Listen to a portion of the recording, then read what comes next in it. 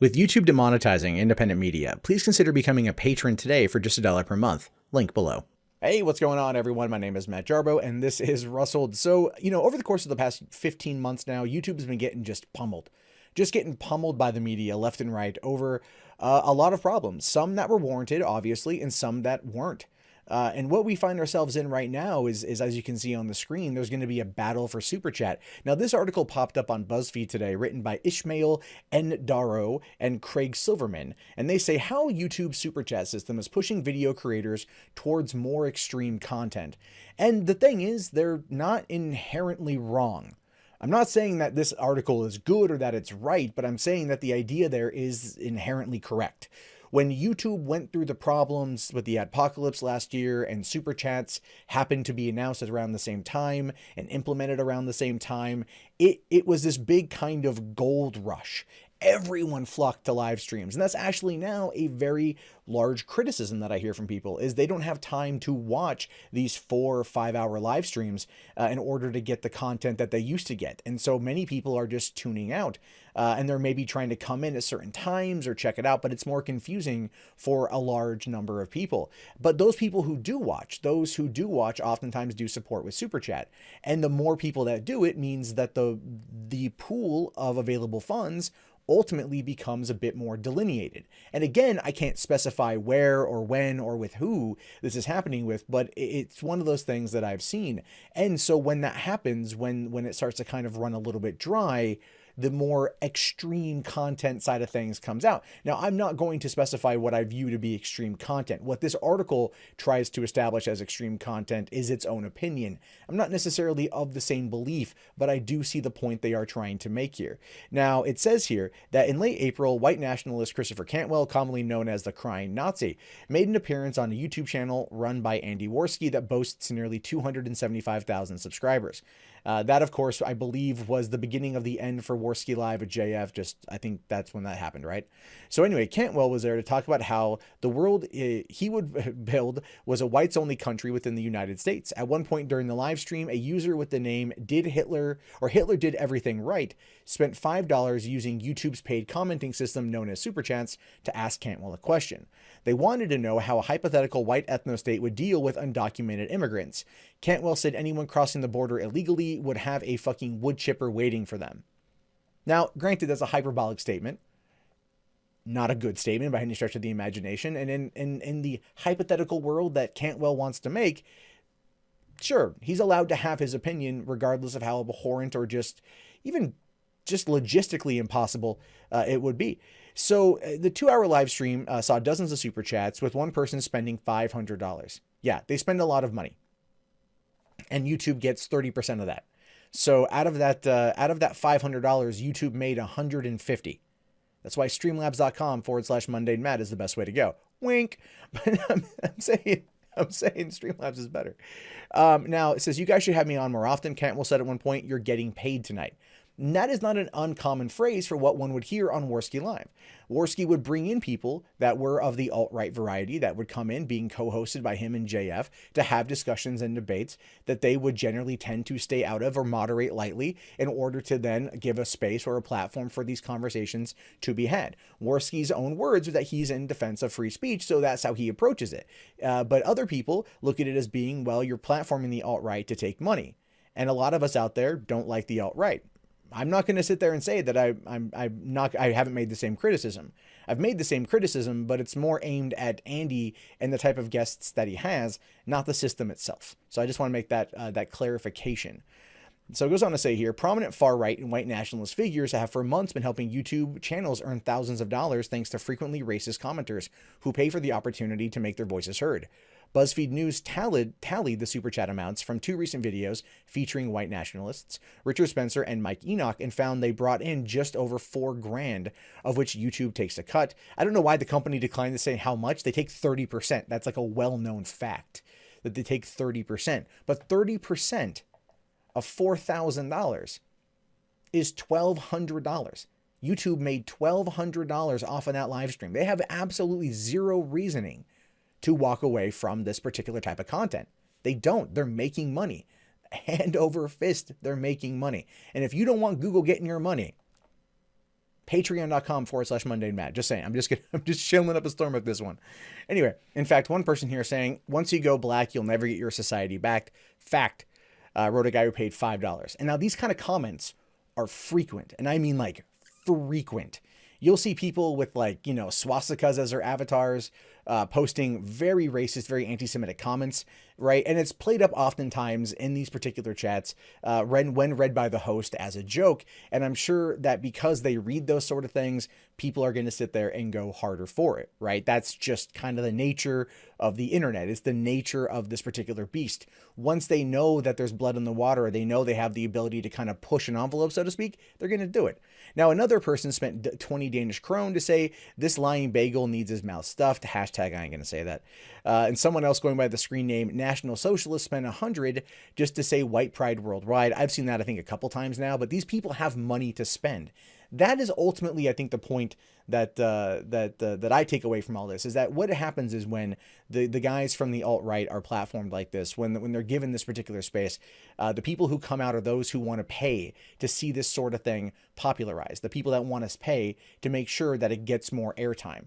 The people that are behind the scenes that are going to try to use this as a recruiting tool, and those are going to use this as a way to bring more people into their flock, so to speak, they're going to put up the money. They've got benefactors. They've got people out there that want to see this kind of thing happen subvertly. And as a result, moving into the super chat space, it has been an issue. I'm not saying it's one that should go away. People have the right to espouse their opinion, and creators have a right to earn a living.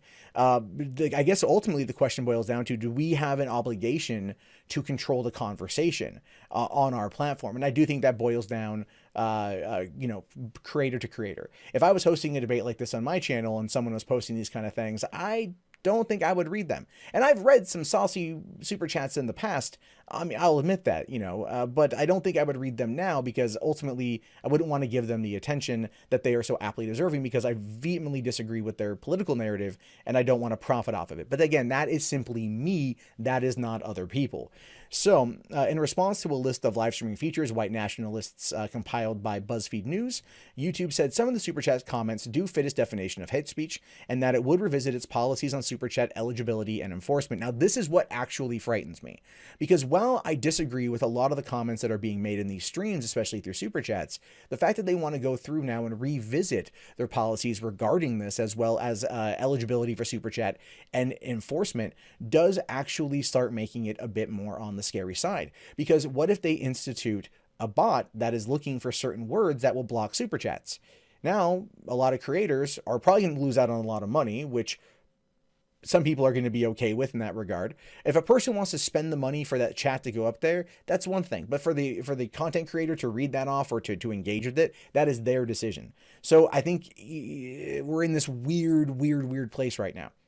So it says hateful content that promotes violence has no place on YouTube. We carefully reviewed the live streams that were provided by Buzzfeed and found that the content does not meet our threshold for hate speech. However, we found that comments shared in super chats do.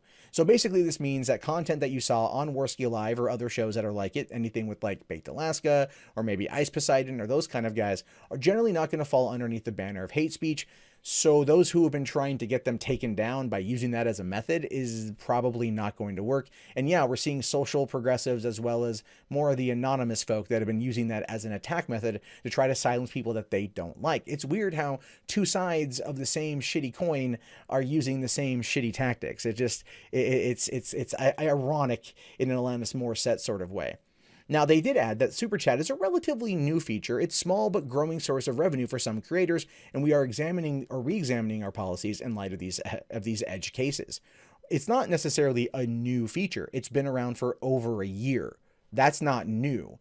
It's well known that people have been live streaming more in order to get super chats. It's well known that this is a way for people to supplement their income during the adpocalypse. It's well known that during the middle part of 2017, when things were at their bleakest for this platform, that was how many people, myself included, actually were able to pay our bills because of how much YouTube completely messed up the situation. Now, the use of super chats to spread and monetize racism and hate speech is the latest content moderation and product headache for YouTube, the internet's biggest video platform. It has also drawn fire for hosting videos that exploit children, spread extremism, feature bestiality, and spread conspiracy theories. Like I said, they've had a really rough 2017. But this is, again, this is part of the problem with YouTube, right? Now, I understand, okay, talk about spreading extremism here. They've been cutting down on a lot of those videos, cutting down on that kind of content, and it further just drives that content underground, where they're able to use it to find more people, to have discussions, and not have it be drug into the sunlight and debated. That was actually one of the things in regards to Worski's content that I did find to be interesting, was that they did have these debates. But those debates, like the one with Sargon and Richard Spencer, were pretty much only good for a one-off situation. After that, if you're trying to recreate the same success, it ends up turning into more of just who's the most out there, crazy person we can find that can be nonsensical and bring in this kind of content. It's part of the problem with reality TV. Reality TV isn't real. It's fake. It's manufactured. It's all made up. And so when you try to model it into an actual real life scenario, you find yourself running out of content sooner rather than later. And then, of course, problems do arise from that. Now, it goes on to say that that the YouTube introduced Super Chats in early 2017 as a way for video creators to engage with their fans during live broadcasts and earn more income. But as is the case with just about any or every new engagement and monetization feature, Super Chats has been co-opted and used in ways YouTube didn't design for. And that's true, but at the same time, they know about YouTube comment section. They know about everything else. There's a lot more to the article, but it basically just goes on to shit on Andy Worski, and I don't think he needs any more of that right now. So I'm not going to go through that. But I wanted to cover the first part of this where they kind of laid out their argument as to why YouTube needs to kind of remoderate the Super Chats. Now, they already have a system in place on their chats that will hide certain words. They will hide certain negative words that they deem to be offensive. And then a moderator will have to approve those things manually. You can turn those on or turn those off. And a lot of content creators have them turned on in fears of getting demonetized, even though most streams are demonetized from the get-go anyway. So there's already some rules in place for this. But yeah, I mean, clearly people are going to use Super Chats to spread a message, right? We saw in the original days, it was like, oh, hey, messages of support. Like, I love your work. Oftentimes now it's used as a way to, well, get attention, to ask a question that would be otherwise ignored in the chat. And there are content creators out there that do ignore their chats outside of Super Chats and use it as kind of a way for emotional manipulation in order to get them to interact with their audience. And the thing is, if people are paying for it, they have no reason to stop. The Super Chat system in and of itself is not inherently broken. There's nothing about it that's inherently wrong outside of that 30% take, because YouTube, you don't need 30%. You don't need it. You don't need it at all, but you still act like you want that 30%. You don't deserve it. You did nothing here. Streamlabs.com is seriously a better site. But at the end of the day, I'm a little bit worrisome for this type of article because we're seeing more and more and more of these sort of things, which means that more and more people are going to be paying attention, which means that there are parts of YouTube, at least in the commentator side of things, or in this little small pocket of YouTube, that are once again going to be heavily moderated because some people out there are just trying to act as content police and the morality police for everyone else. Not everyone has the same sensibility, right? And if YouTube is determined that the content held within the streams does not violate hate speech policies, then there's nothing there. But at the same time, they can sit there and go, well, you have had multiple Super Chats coming in from people that do violate hate speech policies. So at this point now, you are effectively losing that ability. And that is something I don't like, because to me, that's really, once again, screwing with creators' incomes. And it's just kind of pushing things towards, I don't know what, but I'll tell you this, I just don't like it. So what are your thoughts on this? Do you think they're coming for Super Chats? Do you think we're all going to get screwed? Do you think they're going to take them away from certain people like, the Internet Blood Sports crew and JF and those kind of guys that do host these kind of conversations? Are their days numbered for earning a lot of money with that particular system? In which case, what do you recommend as a solution? I am legitimately curious. So go ahead and let me know in the comments below. My name is, of course, Matt Jarbo. This has been Russell. If you haven't already, please thumbs up the video, subscribe to the channel, check back often for more content from me. If you want to support the channel, just watch more videos. In fact, you can do that right now.